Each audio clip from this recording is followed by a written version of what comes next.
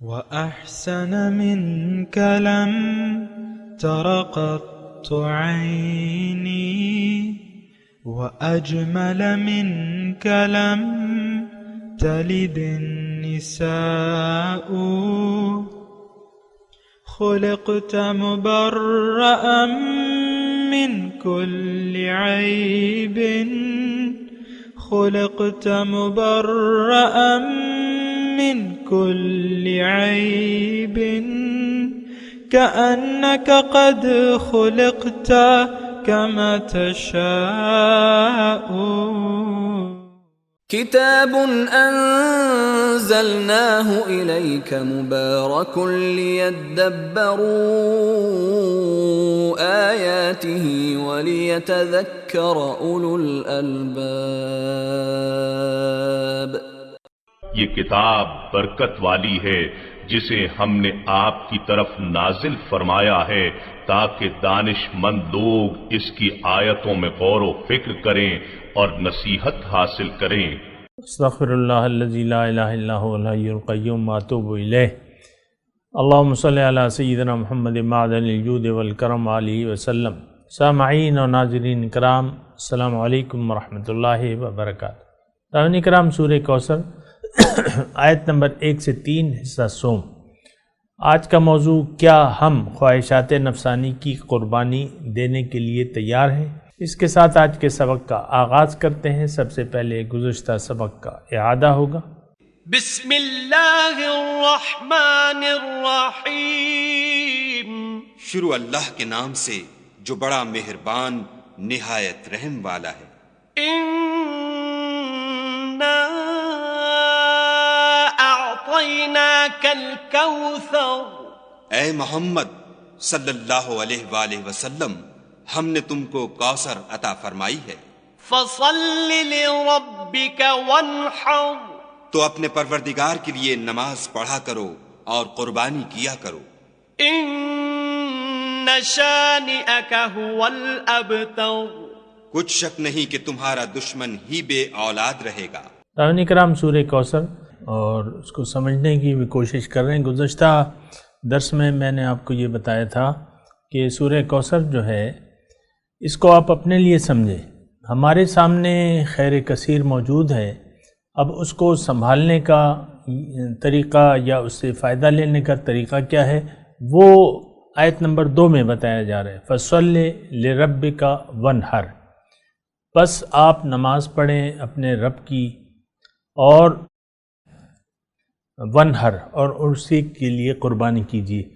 تو ہم نماز کا تذکرہ کر رہے تھے. اس کا خلاصہ یہ ہے کہ نماز جو ہے وہ ہمارے دین کا نچوڑ ہے، یعنی نماز مومن کی معراج ہے.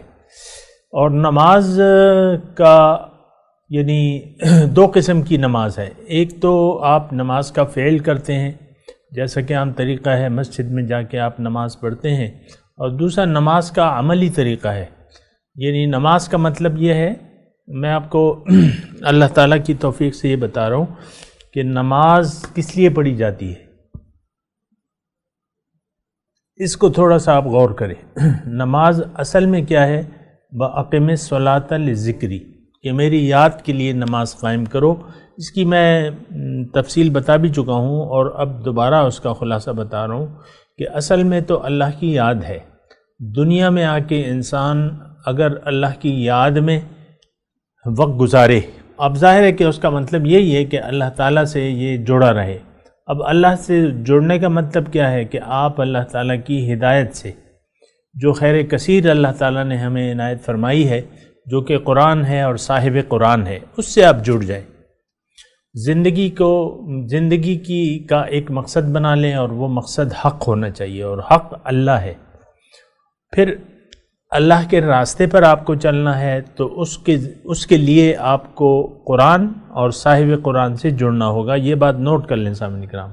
اپنی مرضی سے تو کچھ بھی نہیں ہو سکتا. یعنی جو صحیح راستہ ہے یا طریقہ ہے وہ تو ہمیں قرآن اور صاحب قرآن نے بتایا ہے سامعین کرام. تو فَصَلِّ لِرَبِّكَ، ایک نماز یعنی پورے آداب کے ساتھ، قولی طور پہ بھی اور عملی طور پہ بھی. ہم جو زندگی گزار رہے ہیں نا سامعین کرام، یہ اصل میں نماز ہے، اللہ کی یاد ہے.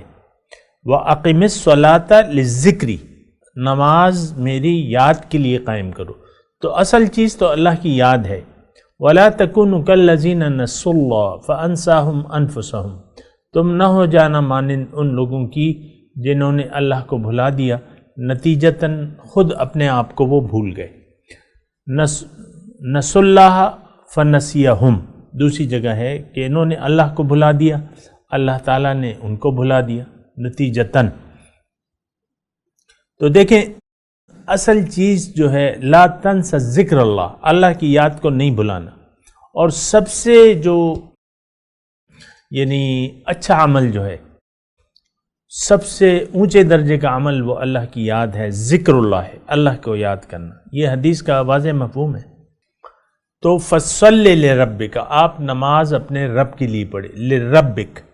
تو بہرحال وَأَقِمِ الصَّلَاةَ لِلذِّكْرِ آپ کو میں نے بتا دیا. مطلب اس میں دیکھیں اگر آپ یعنی اعتراض کا ذہن نہیں رکھتے تو پھر اس مضمون میں آپ کے لیے سبق ہے، لیکن اگر اعتراض کا ذہن ہے تو ایک الگ بات ہے.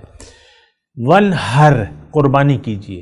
اب قربانی ایک تو وہ سمبل ہے جو ہم کرتے ہیں یا جو سنت ابراہیمی ہے یہ، لیکن ایک قربانی جو ہے وہ اور بھی ہے. آپ کو معلوم ہے یہ سورت جو ہے مکی ہے اور قربانی کا حکم آیا ہے مدینے میں. لیکن میں یہ نہیں کہتا کہ اس کا اطلاق اس قربانی پر نہیں ہوتا، ہو سکتا ہے وہ بھی قربانی ہے، لیکن اصل قربانی آپ نے دینی ہے اپنی خواہشات کی، خواہشات نفس کی. وَأَمَّا مَنْ وہ ہے نا کہ وَأَمَّا مَنْ طَغَى وَآثَرَ الْحَيَاةَ الدُّنْيَا فَإِنَّ الْجَحِيمَ هِيَ الْمَأْوَىٰ وَأَمَّا مَنْ خَافَ مَقَامَ رَبِّهِ وَنَهَى النَّفْسَ عَنِ الْهَوَىٰ، جو اپنے رب کے سامنے کھڑے ہونے سے ڈرا اور اس نے اپنے نفس کو روک لیا خواہشات سے. یعنی یہ خواہشات نفس کی قربانی میں آپ کو کہہ رہا ہوں سامعین کرام. اور یہ بات جو ہے میں آپ کو کہتا بھی رہتا ہوں اور دوبارہ کہتا ہوں کہ اللہ تعالیٰ نے مجھے اور آپ کو جس مقصد کے لیے پیدا کیا ہے اس کے یعنی حصول کا بہت آسان طریقہ بتا دیا ہے. ہمیں خواہشات نفس دے دی ہیں، نفس دیا ہے خواہشات سے بھرا ہوا، اور وہ یہ چاہتا ہے کہ میں بس اپنی مرضی کرتا رہوں. ہم دیکھیں نا اپنے یعنی خواہشات کے مطابق زندگی گزار رہے ہیں. اگر ہماری زندگی دیکھیں، خواہ وہ گھر میں بیٹھی خاتون خانہ ہے یا اس کا شوہر ہے یا آپ خود اور یہ سارے لوگ جو ہیں اور امت مسلمہ میں تذکرہ کرتا ہوں آپ کو، یہ سب اپنی مرضی کے تابع ہیں. اللہ کے حکم کی کوئی تابع ہے نہ ہونا چاہتا ہے. لیکن میں جو آپ کو بات کہہ رہا تھا وہ یہ ہے کہ اللہ تعالیٰ نے انسان کو جس مقصد کے لیے پیدا کیا ہے اس کی کامیابی کا طریقہ بہت آسان کر دیا ہے. اس کو خواہشات سے بھرا ہوا نفس دے دیا ہے جو اس کو گناہ پہ آمادہ کرتا ہے، اللہ کی نافرمانی پہ آمادہ کرتا ہے. گناہ کیا ہے؟ اللہ کی نافرمانی.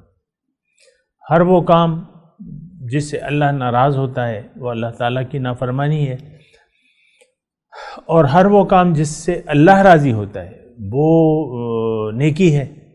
اب یہ نفس جو ہے یہ نیکی نہیں کرنا چاہتا، یہ برائی کرنا چاہتا ہے اور مسلسل اسی میں پڑا رہنا چاہتا ہے، خواہشات نفس میں. آج دیکھ لینا ہمارا معبود جو ہے وہ خواہشات نفس ہے، اور اللہ تعالیٰ نے بھی اس کا تذکرہ کیا ہے قرآن پاک میں کہ ارائیت من اتخذ الہہ ہواہ او کما قال، کہ کیا دیکھا ہے تم نے اس شخص کو جس نے اپنی خواہشات کو اپنا معبود بنا لیا ہے. ہم خواہشات کے بندے، ہم اللہ کے بندے نہیں ہیں. اگر آپ نے بنانا ہے اللہ کو منزل، مقصود حیات، تو اب آپ کو قربانی دینی ہے. کس کی؟ خواہشات نفس کی. زندگی اللہ کی مرضی سے گزاریں، اللہ کی بندگی میں گزاریں اور قربانی دیتے ہوئے گزاریں، کیونکہ یہ اللہ کا جو راستہ ہے اس کا تقاضا یہ ہے کہ ہر قدم پر آپ نفسانی خواہشات جو اللہ تعالیٰ کے احکامات کے خلاف ہوں اس کی قربانی دیتے چلے جائیں۔ الحمدللہ اللہ تعالیٰ کی توفیق سے اور اس کے کرم سے میں نے آپ کو یہ سورہ کوثر کا میں آپ کو یعنی جو اس میں ہمارے لیے سبق ہے وہ میں بیان کر رہا ہوں۔ انا اعطیناک الکوثر فصلی لربک وانحر ان شانئک هو الابتر۔ بہرحال یہ فصلی لربک وانحر اس کو ذرا آپ اچھی طریقے سے سمجھ لیں۔ اصل میں تو اگر ہم دیکھیں تو ہمارا ذہن تو یعنی ایسے کاموں کے لیے یعنی آمادہ نہیں ہوتا کہ فصلی لربک وانحر۔ اول تو آپ دیکھیں کہ اس سورہ مبارکہ سے آپ اپنے لیے کوئی سبق لینے کے لیے ہی تیار نہیں ہیں۔ آپ یہ سمجھتے ہیں کہ بس یہ تو نبی کریم صلی اللہ علیہ وسلم کے لیے تھی اور بس فلاں فلاں حالات تھے اور بس یہ ان کے لیے ہے۔ ایسی بات نہیں ہے، یہ میرے لیے ہے، آپ کے لیے ہے۔ قرآن کی ہر آیت جو ہے وہ میرے لیے ہے، جب تک اس میں تخصیص نہ ہو۔ مثال کے طور پہ تخصیص کا مطلب یہ ہے کہ مختص نہ ہو، اللہ تعالیٰ نے نہ فرما دیا ہو اور اس میں بالعموم ہم اس سے نصیحت لیں گے۔ مثال کے طور پہ تہجد کی نماز ہے، وہ نبی کریم صلی اللہ علیہ وسلم پہ فرض تھی لیکن امت پہ تو فرض نہیں تھی۔ وَمِنَ اللَّيْلِ فَتَهَجَّدْ بِهِ نَافِلَةً لَكَ عَسَىٰ أَن يَبْعَثَكَ رَبُّكَ مَقَامًا مَحْمُودًا 15ویں پارے میں ہے سورہ بنی اسرائیل میں کہ رات کا ایک حصہ میں اٹھ کر آپ وَمِنَ اللَّيْلِ فَتَهَجَّدْ بِهِ آپ نماز ادا کیجیے تہجد کی نافلۃ لک، یہ خاص ہے آپ کے لیے، یہ زائد ہے آپ کے لیے۔ ہم پہ 5 نمازیں فرض ہیں، حضور پہ 6 نمازیں فرض تھی، تو اب یہ تخصیص ہو گئی، ہمارے لیے فرض نہیں ہے، تخصیص کر دی اللہ تعالیٰ نے کہ نافلۃ لک، یہ آپ کے لیے فرض ہے، صرف آپ پر فرض ہے۔ تو بہرحال تو ہمیں دیکھیں اول تو قرآن پہ سوچ اور سمجھ سے کام لینے کا ہمارا ذہن نہیں بنتا۔ اس کی وجہ کیا ہے کہ ہماری منزل باطل ہے، دنیا ہماری منزل بن چکی ہے اور دنیا ہی کے لیے ہم زندگی گزار رہے ہیں اور گزارنا چاہتے ہیں۔ یہ میری باتیں مجھے پورا یقین ہے کہ اس پر یعنی شاید ہی کوئی ہو جس پر ان باتوں کا کوئی اثر ہوگا، یا وہ زندگی اللہ تعالیٰ کے لیے خاص کرنا چاہتا ہوگا، یا وہ خواہشات نفس کی قربانی کے لیے تیار ہوگا، شاید ہی کوئی ہوگا۔ ورنہ تو یعنی عام طور پہ بس ایک کان سے سنتے ہیں اور دوسرے کان سے نکال لیتے ہیں۔ لیکن یہ آیات ربانی جو ہیں یہ ہم سے عمل کا تقاضا بھی کرتی ہیں۔ سامنے کرام یہ بات نوٹ کر لیں، یعنی یہ قرآن ہدایت ہے، یہ اس میں نصیحت ہے۔ آپ اگر اس سے نصیحت نہیں لیتے تو پھر قرآن کا تو کوئی فائدہ نہیں ہے آپ کے لیے۔ وَلَقَدْ يَسَّرْنَا الْقُرْآنَ لِلذِّكْرِ فَهَلْ مِن مُدَّكِرٍ، اللہ تعالیٰ نے فرمایا کہ میں نے قرآن کو نصیحت کے لیے آسان کر دیا ہے، بس ہے کوئی جو سوچے اور سمجھے۔ یعنی یہ اللہ تعالیٰ ہمیں مثال کے طور پہ دوسری آیت بھی میں آپ کے سامنے پیش کر دوں، ام افلا یتدبرون القرآن ام علی قلوب اقفالها، کیا یہ قرآن کے مضامین پر غور نہیں کرتے یا ان کے دل پہ تالے لگے ہوئے ہیں؟ اور دیکھا جائے تو سامعین کرام یعنی بالکل یہ صحیح بات ہے کہ ہمارے دل پہ تالے ہیں، ہم وہ یعنی تالے لگائے رکھنا چاہتے ہیں اپنے دل پہ۔ تو بہرحال مطلب یہ ہے کہ یہ ساری باتیں ہیں، اس کو آپ نے بھی سوچنا ہوگا، سمجھنا ہوگا۔ اور انا اعطیناک الکوثر، ہم نے آپ کو خیر کثیر عطا فرمائی، فصلی لربک وانحر، بس آپ اپنے رب کے لیے نماز پڑھیں اور قربانی دیں۔ ان شانیہ کا هو الابتر، دشمنوں کی پرواہ نہ کرے، دشمن ناکام ہوگا اپنے مقاصد میں، اپنے عزائم میں۔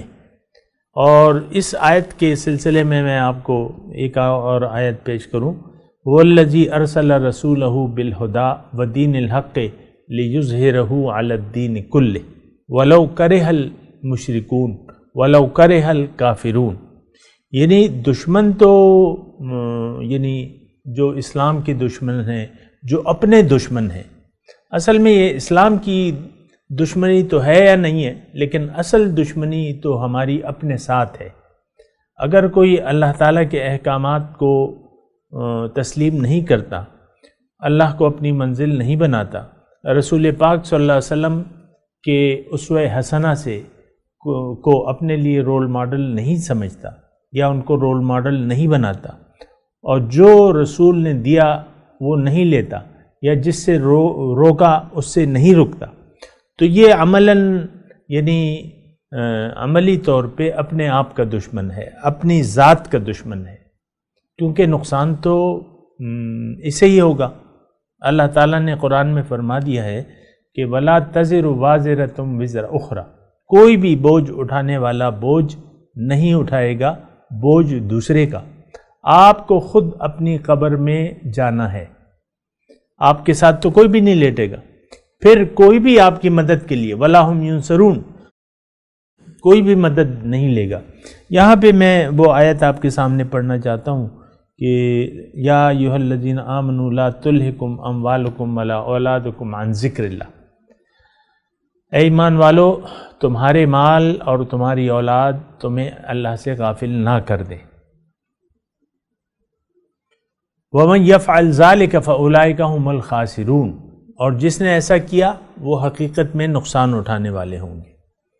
وَأَنفِقُوا مِمَّا رَزَقْنَاكُمْ، اور خرچ کرو، قربانی دو، خرچ کرو جو میں نے تمہیں دیا ہے. اب جو صرف مال تو نہیں ہے، آپ کو اللہ تعالیٰ نے جسم دیا ہے، آپ کو اللہ تعالیٰ نے زندگی دی ہے، آپ کو بہت سی نعمتیں ہو سکتی ہیں، آپ کے پاس پاور ہے، آپ کے پاس اقتدار ہے، آپ کے پاس صحت ہے، جوانی ہے، آپ کے پاس علم ہے، یہ ساری چیزیں اللہ تعالیٰ نے ہمیں عطا فرمائی ہیں. سامنے کرام، تو اب اس کو تو اللہ کی راہ میں خرچ کرنا ہوگا.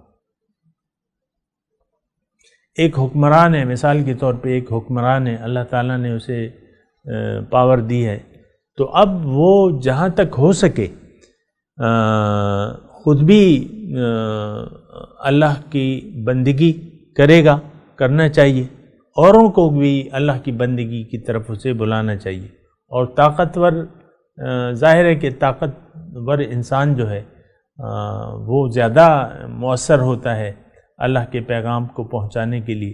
بہرحال میں آپ کو یہ کہہ رہا تھا کہ فَصَلِّ لِرَبِّكَ وَانْحَرْ، آپ نماز پڑھیں اپنے رب کے لیے اور قربانی دیجیے. اب یہ رب کے لیے نماز کا مطلب کیا ہے کہ رب کو یاد کریں، رب کے لیے، یعنی رب کا مقصد اگر پورا کرنا ہے یا خیر کثیر کا سے آپ نے فائدہ اٹھانا ہے تو آپ نے اپنے رب کو یاد رکھنا ہوگا، عملی طور پہ، قولی طور پہ بھی اور عملی طور پہ بھی. آج ہم صرف قولی طور پہ رب کا نام تو لیتے ہیں لیکن رب کی نصیحت کے اوپر عمل نہیں کرنا چاہتے اور اللہ کو اپنی منزل نہیں بنانا چاہتے، جبکہ اللہ تعالیٰ نے واضح طور پہ ہمیں فرما دیا ہے کہ ان ھذہ تذکرۃ فمن شاء اتخذ الی ربہ سبیلا. بھئی یہ تو ایک نصیحت ہے، اب جس کا جی چاہے اپنے رب کا راستہ اپنا لے. تو بہرحال دیکھیں یہاں جو سورہ کوثر ہے اس میں جو یعنی آپ سمجھیں نا تھوڑا سا، یعنی آپ میرے ساتھ اس میں تفکر بھی کریں. ایک تو اس میں کوثر کی بات ہے. کوثر کا معنی آپ کو میں نے بتایا خیر کثیر، بہت زیادہ فائدہ. اب ظاہر ہے کہ ہمارے یہاں دنیا میں آنے کا بہت زیادہ فائدہ ہو سکتا ہے ہمیں، کیونکہ جب ہم عالم ارواح میں تھے تو ہماری روح تو کسی قابل نہیں تھی، پرواز کے قابل تو نہیں تھی. یہ تو اللہ تعالیٰ نے یہاں یہ ذرائع اور اسباب اور دنیا میں ہمیں بھجوایا ہے اور زندگی دی ہے.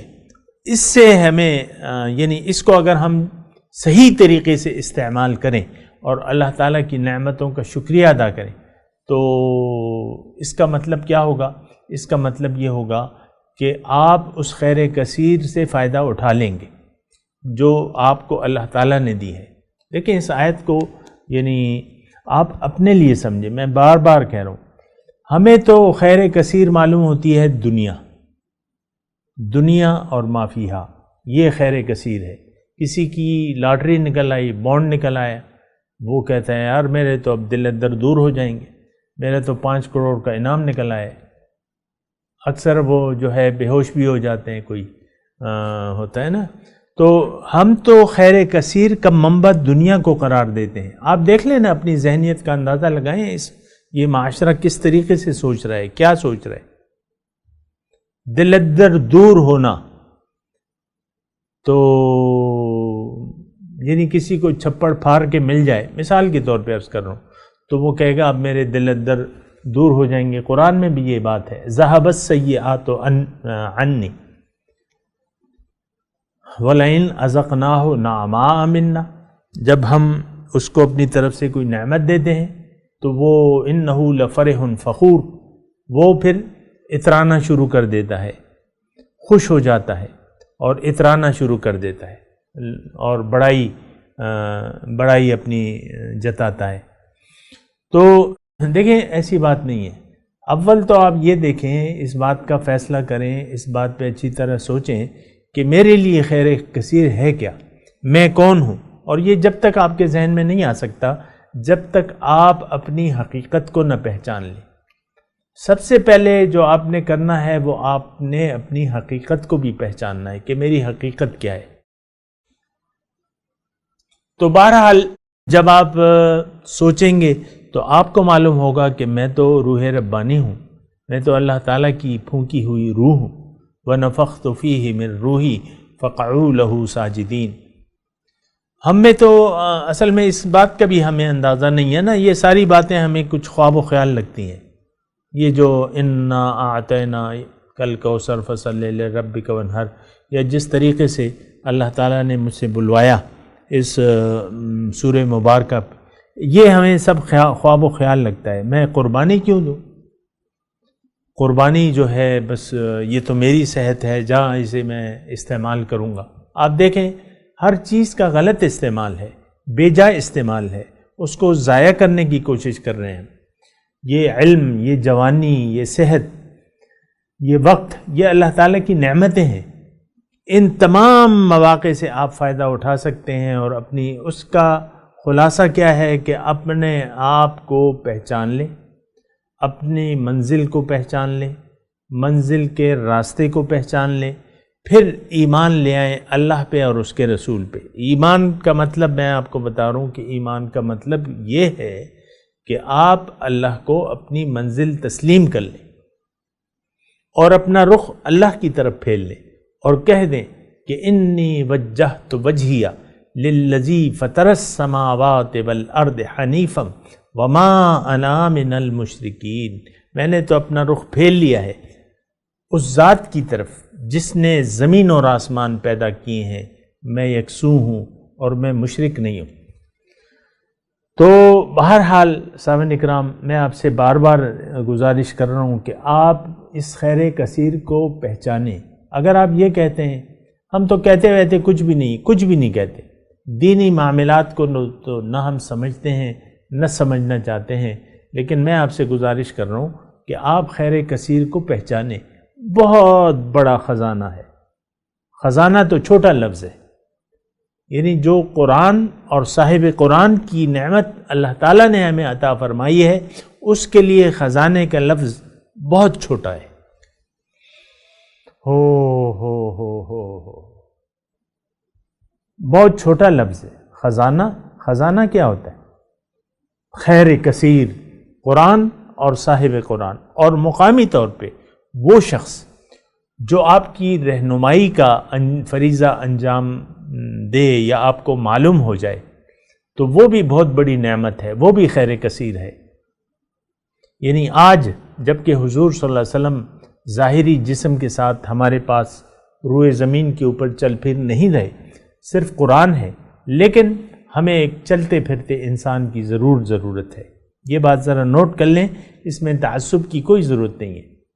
کہ میں کسی اور کو حضور کے علاوہ کسی اور کا سوچوں. نہیں، میں ایسا نہیں. بھائی ہم تو یہ نہیں کہہ رہے کہ تم رسول کے مقابلے میں دوسرا رسول معاذ اللہ دیکھو یا دوسرا کوئی نبی دیکھو، ہم تو یہ نہیں کہہ رہے. میں تو یہ کہہ رہا ہوں کہ آپ ٹیوشن دیکھ لیں، آپ ٹیوشن پکڑ لیں. قرآن اور صاحب قرآن سے فائدہ اٹھانے کے لیے مقامی طور پر ایک رہنما کو منتخب کر لیں جو آپ کی ٹیوشن کرے گا، جو آپ کو بتائے گا.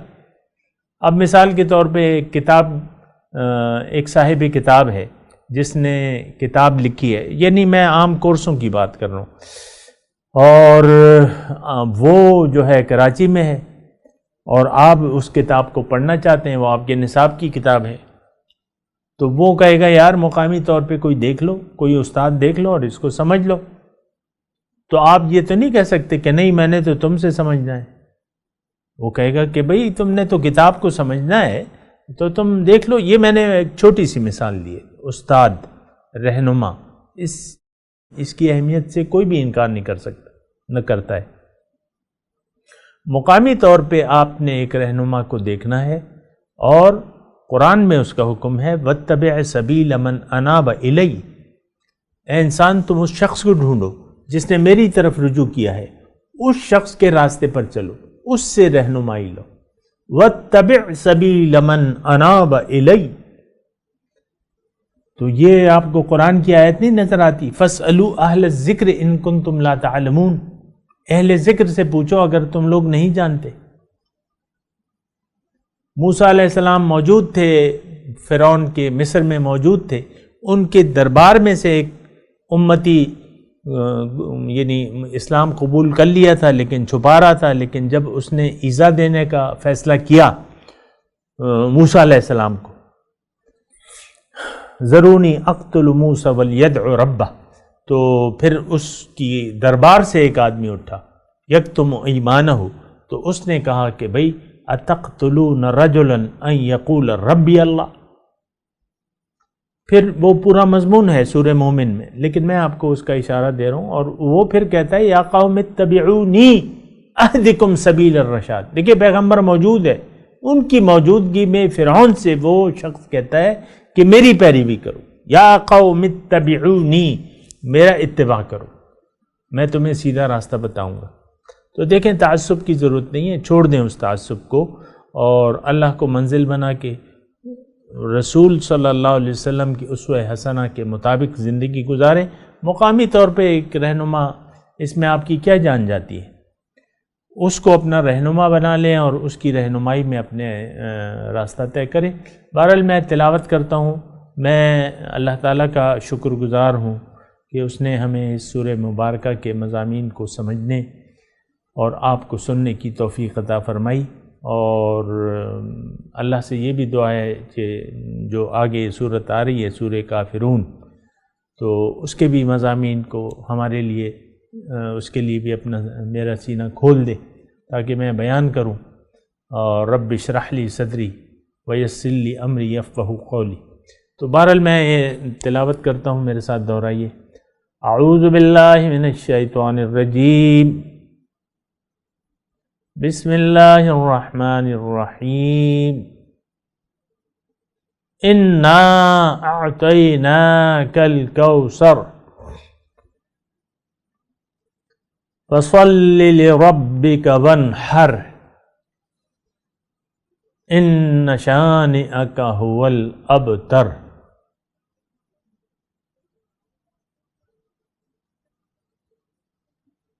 جی ترجمہ سنا دیں. انا اعطیناک الکوثر،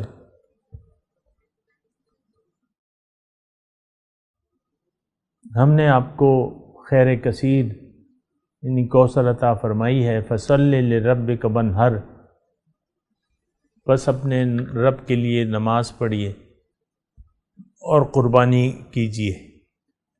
ان شانئک هو الابتر، دشمنوں کی فکر نہ کریں، وہ ناکام ہوں گے اور بے نام و نشان ہوں گے. اب ان آیت کی تلاوت اور ترجمہ. بسم اللہ الرحمن الرحیم. شروع اللہ کے نام سے جو بڑا مہربان نہایت رحم والا ہے۔ إنا أعطيناك الكوثر اے محمد صلی اللہ علیہ وآلہ وسلم، ہم نے تم کو کوثر عطا فرمائی ہے، فصل لربك وانحر تو اپنے پروردگار کے لیے نماز پڑھا کرو اور قربانی کیا کرو۔ إن شانئك هو الأبتر کچھ شک نہیں کہ تمہارا دشمن ہی بے اولاد رہے گا۔ اس کے ساتھ ہی آج کے درس کا وقت اختتام کو پہنچا۔ انشاءاللہ اگلے درس میں پھر ملاقات ہوگی۔ وآخر دعوانا ان الحمد للہ رب العالمین، والسلام علیکم ورحمۃ اللہ وبرکاتہ۔